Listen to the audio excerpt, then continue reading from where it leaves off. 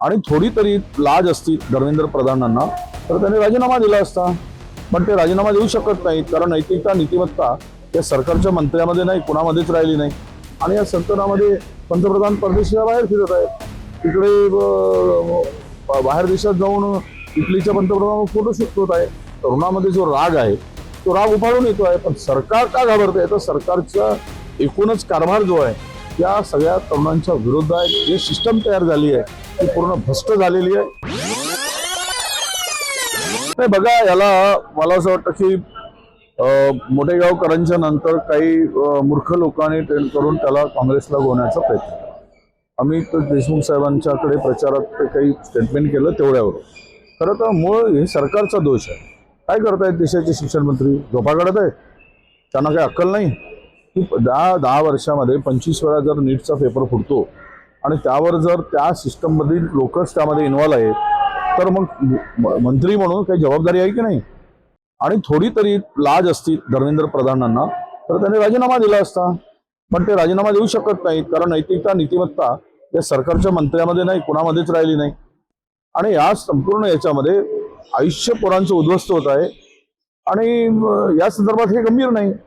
खरं तर इतक्या वेळा पेपर फुटल्यानंतर एक क्षणभरही त्या पदावर राहण्याचा त्या मंत्र्यांना अधिकार नाही. त्याची नैतिक जबाबदारी त्यांनी स्वीकारून राजीनामा द्यायला पाहिजे होता. राहुल गांधीजींनी, आमच्या नेत्यांनी सुद्धा तीच मागणी केली.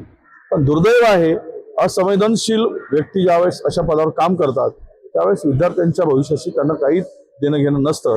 हे आता सिद्ध झालेलं आहे. महाराष्ट्रामध्ये शेतकऱ्यांना उद्ध्वस्त करण्याचा निर्धारच आता सरकारने केला असं म्हणायला हरकत नाही. कारण आता त्या शेतकऱ्यांसाठी काय करणार? बघा, आचारसंहिता आली. जूनमध्ये मुख्यमंत्र्यांनी सांगितलं की आम्ही कर्जमाफी देऊ आणि JR काढू. घोषणा झाली, अद्याप त्या संदर्भातला स्पष्ट JR निघालेला नाही. आणि आज जी परिस्थिती निर्माण झाली डिझेल पेट्रोलच्या संदर्भात, उद्या शेती उद्ध्वस्त होणार आहे, शेतकरी उद्ध्वस्त होणार आहे. शेतकऱ्यांना जिवंत राहण्याचा अधिकारच आता संपला नाही अशी परिस्थिती या सरकारने आणून ठेवलेली आहे. उद्या कशी हंगाम करणार? खताचा तुटवडा मोठ्या प्रमाणात होणार आहे. खतं मिळणार नाहीत. 25% खतं उपलब्ध होतील असे केंद्रातले नेते आणि मंत्री सांगतात सरकारमध्ये. आणि आता तर डिझेल पेट्रोलमुळे नांगरणी होणार नाही, मशागत होणार नाही. पूर्व जी काही शेतीची मशागत व्हायला पाहिजे ती होणार नाही. मग शेतकऱ्यांच्या शेतात ते काय करतील, कसे जगतील, कशी शेती करतील? हा फार मोठा गंभीर प्रश्न आहे.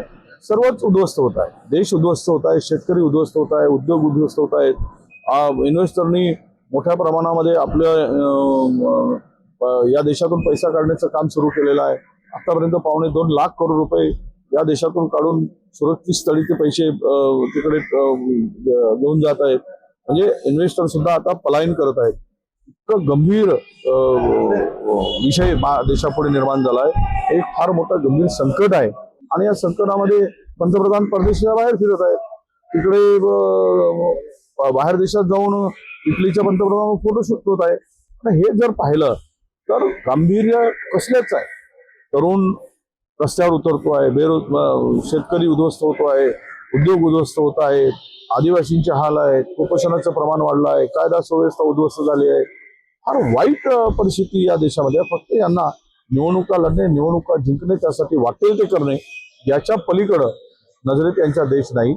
आणि त्यासाठी 2 धर्मामध्ये तेढ निर्माण करून मताची पोळी शेकणं, वाजणं आणि ती त्या पद्धतीनं काम करणं असंच सरकारचं काम. आता तरुणांनी असं काही कुणाला टार्गेट करून घ्या. त्यांनी सिस्टमच्या विरुद्ध जे काही आहे सिस्टमच्या विरुद्ध त्यांनी त्यांचं तरुणांचा या माध्यमातून मत व्यक्त होत आहे. आणि इतकं घाबरण्याचं काय कारण आहे सरकारला? ज्यावेळेस अशा त्यांचं एक सँडल बॅन केलं जातं किंवा त्याला थांबवलं जातं, याचा अर्थ असा आहे की सरकारच्या मनामध्ये भीती आहे. तरुण रस्त्यावर उतरला तर आमची काय गती होईल? आणि ते होणारच आहे. आज नाही उद्या होणार आहे. ज्या पद्धतीनं तरुणाईला उद्ध्वस्त करण्याचं काम, बेरोजगारी ज्या पद्धतीनं वाढते आहे, हाताला काम नाही, केवळ घोषणाबाजी, हिंदू मुस्लिम, भारत पाकिस्तान, एवढं करून काही तरुणांचं आता पोट भरणार नाहीये. तरुणांच्या हाताला काम मिळालंच पाहिजे. कारण आणि तरुणांना ज्यावेळेस काकुरच म्हटलं जातं त्या सर्वोच्च पदावर बसून त्याची तुलना त्या ठिकाणी केली जाते. तर तरुणामध्ये जो राग आहे तो राग उफाळून येतो आहे. पण सरकार का घाबरतंय तर सरकारचा एकूणच कारभार जो आहे त्या सगळ्या तरुणांच्या विरोधात जे सिस्टम तयार झाली आहे ती पूर्ण भ्रष्ट झालेली आहे आणि त्यामुळे घाबरून ते जरी आपला त्यांचा हे बंद केला असेल पण त्यामुळं ह्या तरुणाचा आवाज ते दाबू शकणार नाही. आता तरुण रस्त्यावर उतरून यांचा बंदोबस्त करायची हे सगळे वाट बघत आहेत का, हाच खरा प्रश्न सरकारपुढे. आता मी काही त्या संदर्भात बघितलं नाही. आता त्यांच्या आंदोलनाच्या मागण्या काय आता प्रत्येकालाच आंदोलन करण्याचा अधिकार आहे.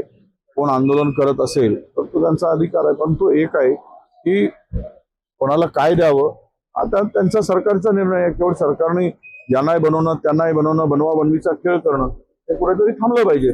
यांनाही बनवतात त्यांनाही बनवतात, यांच्याशी चर्चा करतात त्यांच्याशी चर्चा, तुलाही देऊ म्हणतात यालाही देऊ म्हणतात आणि द्यायचं कोणालाच नाही. म्हणजे ही फसवणूक आहे.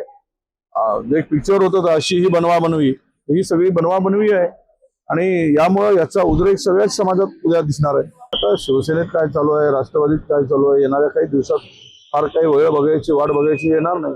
लवकरच या संदर्भात जे काही होणार आहे ते दिसणार आहे. फार फाटाफूट करून यांना खरं तर मित्रपक्षाचा वापर करून सरकारमध्ये फेकून देणं वापर करून एवढंच भारतीय जनता पक्षाचं काम आहे. यांनी त्यांच्यामध्ये आज काही राष्ट्रवादीमध्ये जे चाललं आहे, शिवसेनेमध्ये चाललेलं आहे, तर हे पुढच्या काही दिवसामध्ये स्फोटक परिस्थिती या दोन पक्षामध्ये निर्माण झालेली दिसेल.